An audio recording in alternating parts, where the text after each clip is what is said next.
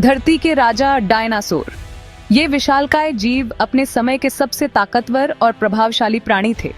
लाखों साल पहले हमारी पृथ्वी पर बहुत बड़े बड़े जानवर रहते थे। ये जानवर थे डायनासोर। इनका आकार और शक्ति अद्वितीय थी और ये पृथ्वी के हर कोने में पाए जाते थे। डायनासोर कई तरह के होते थे। कुछ विशाल और भारी भरकम थे, जबकि कुछ छोटे और फुर्तीले थे। इनकी विविधता अद्भुत थी। कुछ पेड़ पौधे खाते थे तो कुछ दूसरे जानवरों का शिकार करते थे। शाकाहारी डायनासोर जैसे ब्रैकियोसॉरस और डिप्लोडोकस ऊंचे पेड़ों की पत्तियां खाते थे। कुछ डायनासोर तो इतने बड़े थे, जैसे ब्रैकियोसॉरस, जो पेड़ों जितने ऊंचे होते थे। इनकी लंबी गर्दनें उन्हें ऊंचाई पर स्थित पत्तियों तक पहुंचने में मदद करती थीं। कुछ छोटे और तेज दौड़ने वाले भी थे, जैसे वेलोसिरैप्टर। ये छोटे लेकिन खतरनाक शिकारी थे, जो अपनी फुर्ती और चालाकी से शिकार करते थे। डायनासोर ने लाखों साल तक धरती पर राज किया। इनकी उपस्थिति ने पृथ्वी के पारिस्थितिकी तंत्र को आकार दिया और अन्य जीवों के विकास को प्रभावित किया। लेकिन फिर अचानक वो गायब हो गए। यह एक ऐसा रहस्य है जिसका जवाब वैज्ञानिकों को आज तक नहीं मिला है। कुछ वैज्ञानिक मानते हैं कि एक विशाल उल्का पिंड के टकराने से यह विनाश हुआ। यह एक ऐसा रहस्य है जिसका जवाब वैज्ञानिकों को आज तक नहीं मिला है। वैज्ञानिक आज भी डायनासोर के अवशेषों का अध्ययन कर रहे हैं ताकि उनके जीवन और विलुप्ति के कारणों को समझा जा सके। डायनासोर के जीवाश्म हमें उनके जीवन के बारे में बहुत कुछ बताते हैं। उनके हड्डियों के ढांचे, दांतों और पंजों के निशान से हमें उनके आहार, शिकार करने के तरीके और उनके जीवन के अन्य पहलुओं के बारे में जानकारी मिलती है। डायनासोर के अध्ययन से हमें यह भी पता चलता है कि पृथ्वी के इतिहास में कितने बड़े बदलाव हुए हैं और कैसे जीवन ने इन बदलावों के साथ तालमेल बिठाया है। डायनासोर का युग हमें यह सिखाता है कि जीवन कितना विविध और अद्भुत हो सकता है और कैसे समय के साथ यह बदलता रहता है। डायनासोर के अवशेष हमें यह भी याद दिलाते हैं कि पृथ्वी पर जीवन कितना नाजुक है और कैसे एक ही घटना पूरे पारिस्थितिकी तंत्र को बदल सकती है। डायनासोर का अध्ययन न केवल हमें उनके बारे में जानकारी देता है, बल्कि यह भी सिखाता है कि हमें अपने ग्रह की सुरक्षा और संरक्षण के लिए कितनी मेहनत करनी चाहिए।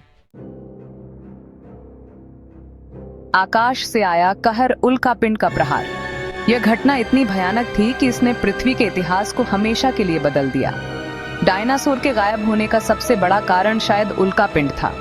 यह विशालकाय जीव, जो कभी पृथ्वी पर राज करते थे, अचानक से विलुप्त हो गए। वैज्ञानिकों का मानना है कि लगभग 66 मिलियन वर्ष पहले एक बहुत बड़ा उल्कापिंड पृथ्वी से टकराया था। इस टक्कर ने पृथ्वी के वातावरण को पूरी तरह से बदल दिया। यह टक्कर इतनी जबरदस्त थी कि इसने धरती पर भूकंप, सुनामी और ज्वालामुखी विस्फोट जैसी कई मुसीबतें एक साथ ला दी। इन प्राकृतिक आपदाओं ने पृथ्वी के जीवन को बुरी तरह प्रभावित किया। उल्कापिंड की टक्कर से इतनी धूल और मिट्टी उड़ी कि सूरज की रोशनी धरती तक नहीं पहुंच पा रही थी।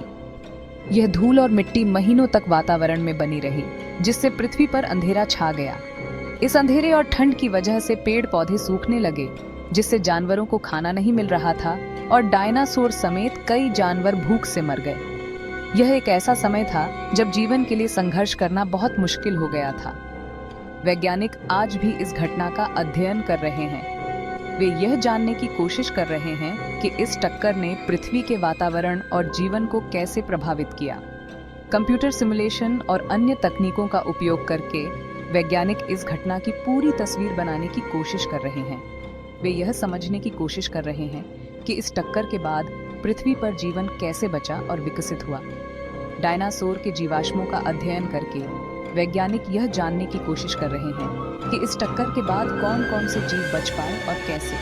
आज के समय में वैज्ञानिक अंतरिक्ष में उल्कापिंडों की निगरानी कर रहे हैं ताकि भविष्य में ऐसी किसी भी घटना से बचा जा सके। वे यह सुनिश्चित करने की कोशिश कर रहे हैं कि पृथ्वी पर जीवन सुरक्षित रहे। अंतरिक्ष मिशनों के माध्यम से वैज्ञानिक उल्कापिंडों का अध्ययन कर रहे हैं। वे यह जानने की कोशिश कर रहे हैं कि ये उल्कापिंड कहाँ से आते हैं और इनका पृथ्वी पर क्या प्रभाव हो सकता है। शिक्षा कार्यक्रमों के माध्यम से वैज्ञानिक और शिक्षक लोगों को उल्कापिंडों के बारे में जागरूक कर रहे हैं। वे यह समझाने की कोशिश कर रहे हैं कि इन घटनाओं का पृथ्वी पर क्या प्रभाव हो सकता है और हमें कैसे तैयार रहना चाहिए। समुदायों को प्राकृतिक आपदाओं के लिए तैयार रहने के लिए प्रशिक्षित किया जा रहा है। यह सुनिश्चित करने के लिए कि अगर कभी ऐसी घटना होती है तो हम सभी सुरक्षित और तैयार रहें। भविष्य में उन्नत तकनीक और वैज्ञानिक अनुसंधान के माध्यम से हम ऐसी घटनाओं से बचने और पृथ्वी पर जीवन को सुरक्षित रखने में सक्षम होंगे। यह एक निरंतर प्रयास है जो हमें एक सुरक्षित और उज्जवल भविष्य की ओर ले जाएगा।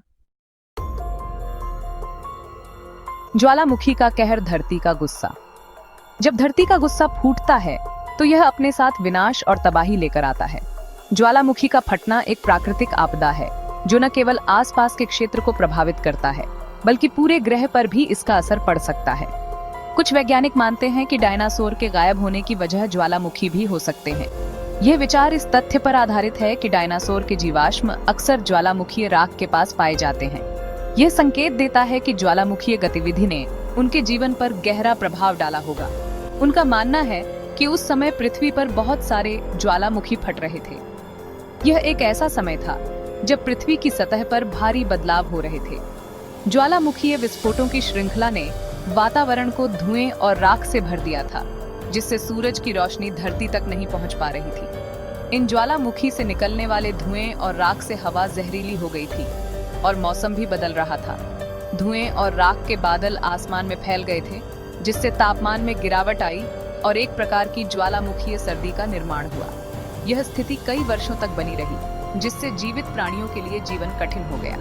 ज्वालामुखी की वजह से बारिश भी जहरीली हो गई थी, जिससे पेड़ पौधे और जानवर मरने लगे थे। ज्वालामुखीय राख और गैसों ने वातावरण में सल्फ्यूरिक एसिड का निर्माण किया, जिससे अम्लीय वर्षा होने लगी। यह अम्लीय वर्षा पौधों और जल स्रोतों को प्रदूषित कर रही थी, जिससे जीवित प्राणियों के लिए पानी और भोजन की कमी हो गई।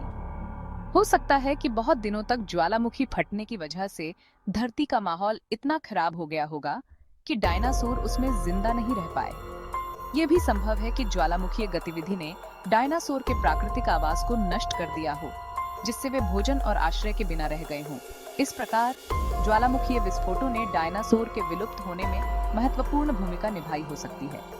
धरती का यह गुस्सा एक चेतावनी है कि प्रकृति की शक्तियों को कभी भी हल्के में नहीं लेना चाहिए। बदलता मौसम, जीवन की चुनौती।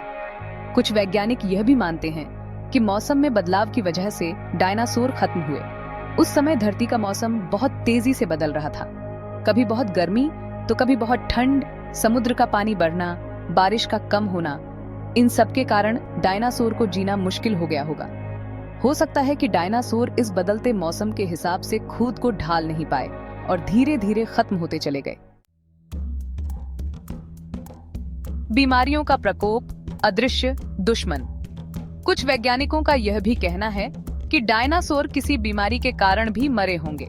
हो सकता है कि उस समय डायनासोर में कोई नई और खतरनाक बीमारी फैल गई हो, जिससे उनकी मौत होने लगी हो।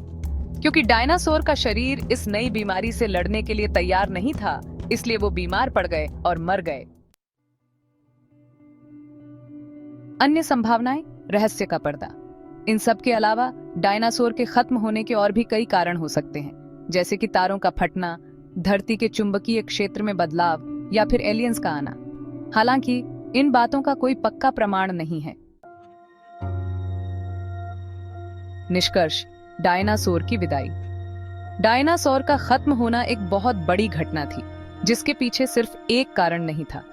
हालांकि उल्कापिंड का टकराना सबसे बड़ा कारण माना जाता है, लेकिन यह भी हो सकता है कि ज्वालामुखी, बदलता मौसम और बीमारियों ने भी डायनासोर को खत्म करने में अपनी भूमिका निभाई हो।